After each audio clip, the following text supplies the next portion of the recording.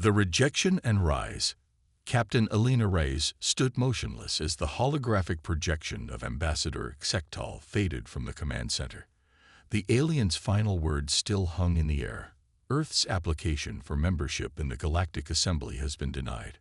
Your species has been deemed too volatile and unpredictable for inclusion in our community of worlds. The assembled leaders of Earth's united government sat in stunned silence. 70 years of preparation, of reforming Earth's political structures, cleaning the environment, and achieving unprecedented global peace, all for nothing.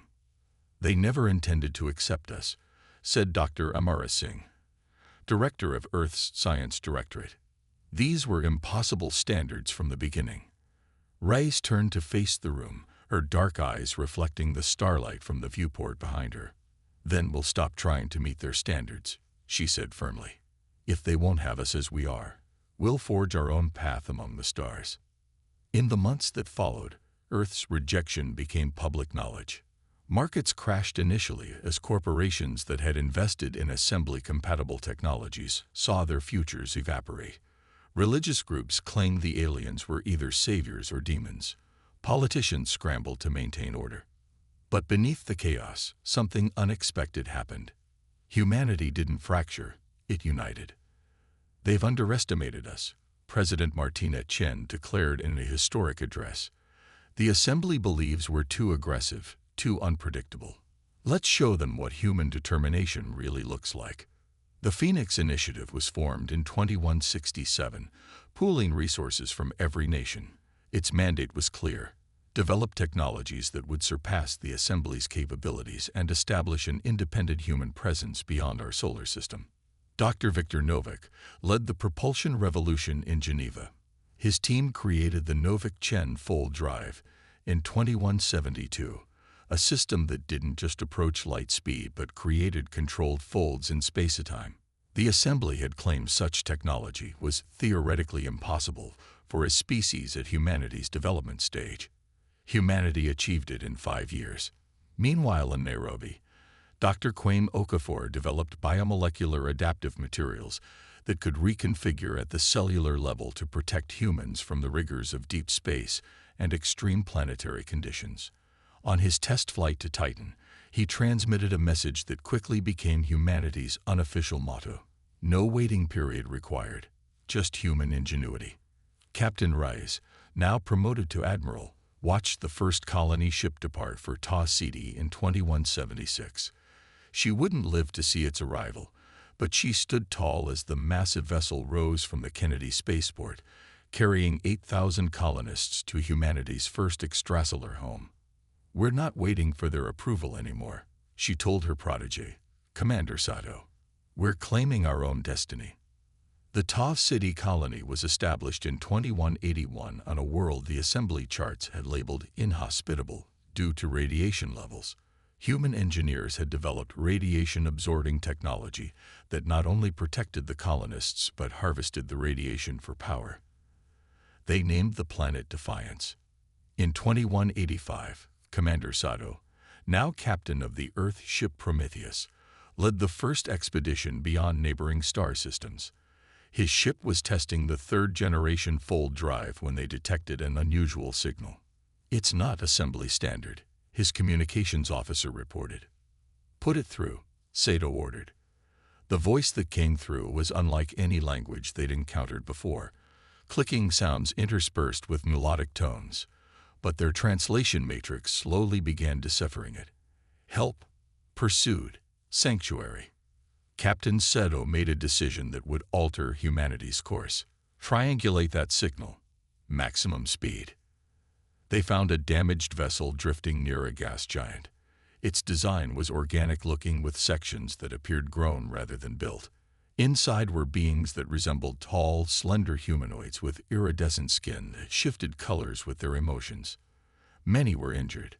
The humans brought them aboard, and Dr. Ileana Diaz worked tirelessly to understand the aliens' biology enough to treat them. 3 days later, the being who identified herself as Vilanor addressed Sato directly.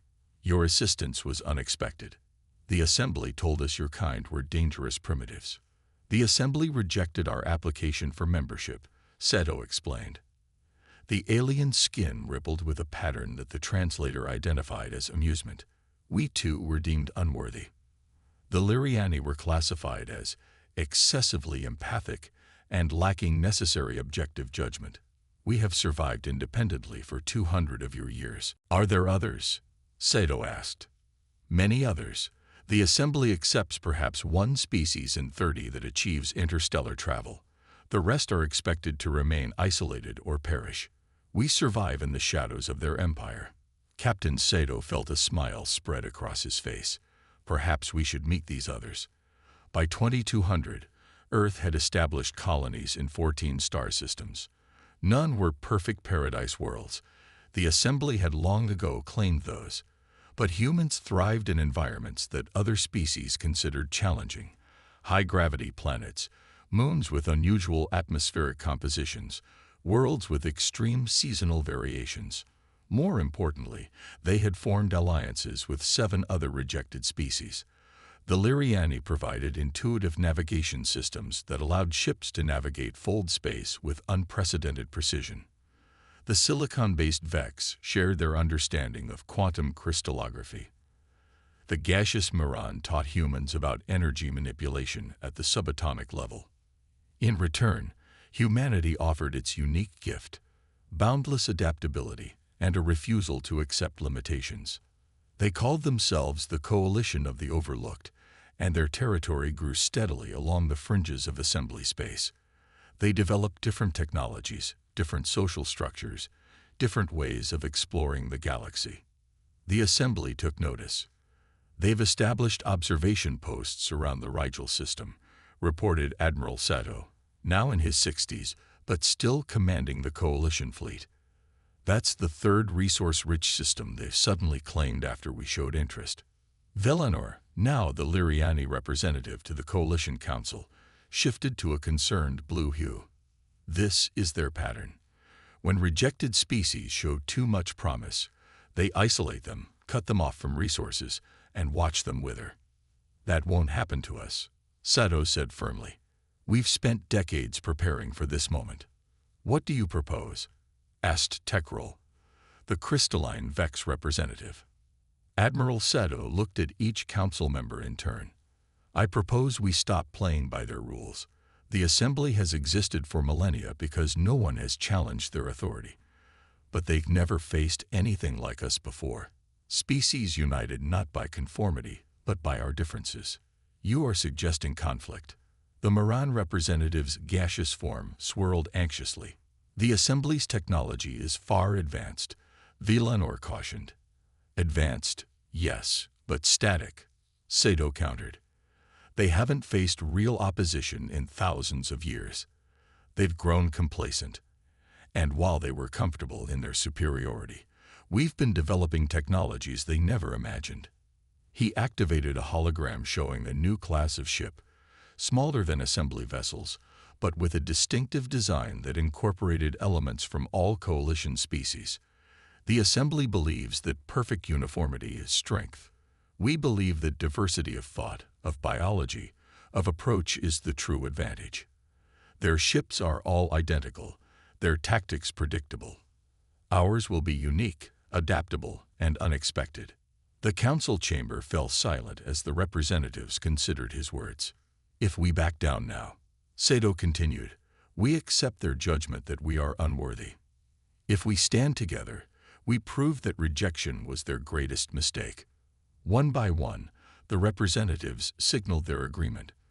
The next day, a fleet of coalition ships slipped past the Assembly's observation posts using technology that bent light around their hulls, inspired by the camouflage abilities of the Liriani. They established a mining colony on Rigel's 3rd planet before the Assembly even realized they were there. It was the first direct challenge to Assembly authority in thousands of years. And it wouldn't be the last. The Empire ascends. The Assembly's response to the Rigel operation was swift and predictable. The diplomatic communication arrived at Coalition headquarters on Europa, Jupiter's ice-covered moon that had become humanity's military command center. Your unauthorized incursion into Assembly territory constitutes a violation of galactic law. The six-armed Celtari diplomat stated, their voice filtered through translation software. Remove your presence immediately or face consequences. Admiral Sato, now with silver hair but eyes still sharp as ever, smiled thinly at the hologram. We've reviewed historical star charts. The assembly claimed Rigel only after our survey ships were detected there. It wasn't your territory until you feared we might want it. The assembly reserves the right to designate protected systems as necessary for galactic stability, the diplomat replied. How convenient, Sato said. We're not leaving Rigel. In fact, we've detected 11 other unclaimed resource-rich systems that might benefit from coalition development. This is your final warning, the diplomat said, voice losing its mechanical evenness. The assembly has maintained order for 12 millennia. We will not allow chaotic elements to disrupt the established hierarchy. The transmission ended, and Coalition Intelligence Director Amira Hassan stepped forward. They're mobilizing their fourth fleet, 20 capital ships, approximately 300 support vessels. Sato nodded, just as we expected. Inform all Coalition worlds to implement Nova Protocol immediately. The assembly attack came 4 weeks later. Their ships emerged from hyperspace in perfect formation, a massive gleaming armada of identical vessels arranged in a three-dimensional grid that had intimidated countless species throughout galactic history. They found Rigel apparently undefended. Scan for hidden defenses, ordered Assembly Admiral Zexvorn. This must be a trap. Scans show only the mining colony, Admiral, his second reported. No military installations, no fleet presence. Zexvorn's appendages twitched with suspicion. The Coalition had shown unexpected capabilities before. Proceed with caution. Deploy destroyers in standard suppression pattern. As the assembly ships advanced toward the planet, sensors detected movement, not ships, something smaller. Debris, Zexvorn demanded. Negative, Admiral. They appear to be satellites or drones, thousands of them, powering up. Before Zexvorn could issue new orders, the drones activated. Each was barely larger than a human shuttle, but they moved with incredible speed and coordination. They didn't fire conventional weapons. Instead, they projected overlapping fields that disrupted the assembly ship's quantum communication network. Suddenly, the perfectly coordinated assembly fleet was in chaos. Their ships relied on instantaneous communication to maintain their precision tactics. Without it, they reverted to pre-programmed responses that hadn't been updated in centuries. From the shadows of Rigel's outer planets, Coalition vessels emerged, each unique in design, incorporating technologies from multiple species. The human ships attacked directly, their full drives allowing them to appear and disappear from different vectors. The Liriani vessels released clouds of microscopic organisms that attached to assembly hulls and began reprogramming their systems. The crystalline ships of the Vex refracted energy weapons back at their sources. The battle lasted 6 hours. When it ended, the mighty Fourth Fleet was in retreat, with 9 capital ships lost and dozens more damaged. This is impossible, Zexvorn transmitted to Assembly High Command. They're using methods we've never encountered. Return to assembly space, came the immediate response. All forces are being recalled for reassessment. News of the Rigel victory spread rapidly across the galaxy. Other rejected species who had been surviving in isolation made contact with the Coalition. The aquatic naiads, who had been deemed evolutionarily stagnant. The gaseous ether dancers, whose non-corporeal existence the Assembly refused to recognize as true intelligence. The enigmatic Arborians, plant-based sentients with a completely different perception of time. Each brought unique perspectives and abilities. Each had suffered under Assembly prejudice. Each was eager to join a coalition that valued their differences. By 2215, the coalition had grown to include 23 species and controlled 42 star systems. Their technological development accelerated exponentially as each member contributed their unique knowledge. Humanity's greatest contribution wasn't a specific technology, but rather their ability to integrate diverse ideas into cohesive new systems. The assembly responded by tightening their borders and intensifying propaganda about the chaotic and dangerous outcasts. But something unexpected happened. Species within the assembly began questioning the established order. Reports emerged of assembly worlds secretly trading with coalition planets. Young Celteri began adopting human cultural elements. Dissident Veltrax scientists defected with valuable research. The assembly leadership grew desperate. In 2220, they launched Operation Containment, a massive military campaign designed to isolate and eventually destroy the coalition. 300 capital ships converged on Proxima Prime, the symbolic first human colony beyond Sol. Admiral Maya Chen, granddaughter of President Chen and protege of Admiral Sato, commanded the coalition defense. "They expect us to protect Proxima at all costs," she told the Coalition War Council. "So we won't." Instead of defending the planet, the coalition forces executed a daring maneuver that hadn't been attempted in known galactic history. A coordinated mass fold jump that positioned their entire fleet behind the assembly armada. "Impossible," gasped Assembly Grand Admiral Zorvex as coalition ships appeared on all sides. "No species has the navigation capability for a synchronized fold jump of this magnitude." But the coalition had the Liriani navigators, the Vex crystalline computation cores, and human adaptive strategy. The impossible had become possible. The Battle of Proxima Prime lasted 3 days. When it ended, the assembly fleet was in ruins, and the coalition had captured 97 intact assembly vessels along with their crews.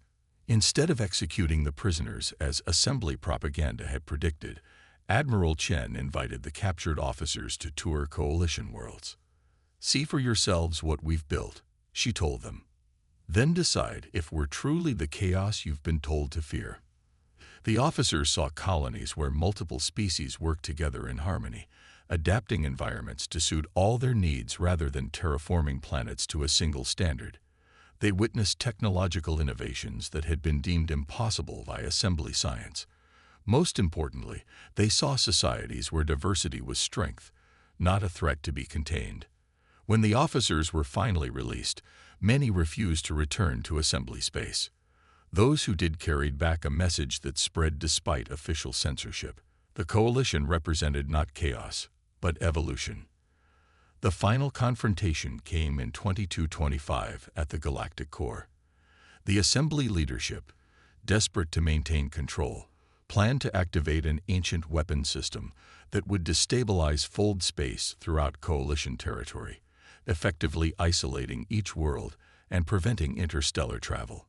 Coalition intelligence discovered the plan through defectors. Admiral Chen led a joint fleet to the core in a high-risk operation to disable the weapon. The assembly had assembled every remaining ship in their arsenal to protect it. As the two fleets faced each other across the vast expanse of the core, Admiral Chen opened a channel to the assembly command. "For thousands of years, you've maintained what you call order by suppressing those who don't fit your narrow definition of worthiness," she said. "You've wasted the potential of countless species, discarded innovation because it didn't conform to your expectations, and stagnated in the name of stability." She paused, allowing her words to reach every ship in both fleets. "Today that ends, not through destruction, but through choice. We offer an alternative, a galaxy where differences are celebrated, where multiple paths to advancement are recognized, where cooperation replaces submission." To the assembly's shock, their own ships began powering down weapon systems. One by one, captains declared their support for the coalition. The carefully maintained hierarchy that had ruled for millennia collapsed not through force, but through the power of a more compelling vision. 3 months later, representatives from over 200 species, both former assembly members and coalition allies, gathered on Defiance, humanity's first extrasolar colony, to sign the Galactic Concordat. The document established a new interstellar community based on mutual respect, technological exchange, and cooperative development. Admiral Chen, standing where a colony of the volatile and unpredictable humans had once been established against all odds, addressed the assembled delegates. "The stars were never meant to be ruled by those who fear difference," she said. "They belong to those with the courage to embrace the unknown, to see in diversity not a threat but an opportunity, to recognize that the greatest discoveries come when we stop trying to force the universe to conform to our expectations." She looked out at the delegates, a tapestry of forms, biologies, and cultures that would have been unimaginable under assembly rule. They rejected Earth, believing we were unworthy of the stars. Instead, we built an empire that transformed the galaxy, not through conquest, but through the most powerful force in the universe, the simple recognition that every mind, every species, every civilization has something valuable to contribute. As the delegates rose in thunderous approval, humanity had achieved something far greater than the acceptance they had once sought. They had created a new order among the stars, one that would continue to evolve, adapt, and thrive for millennia to come. The empire that humanity built didn't rule the galaxy. It transformed it.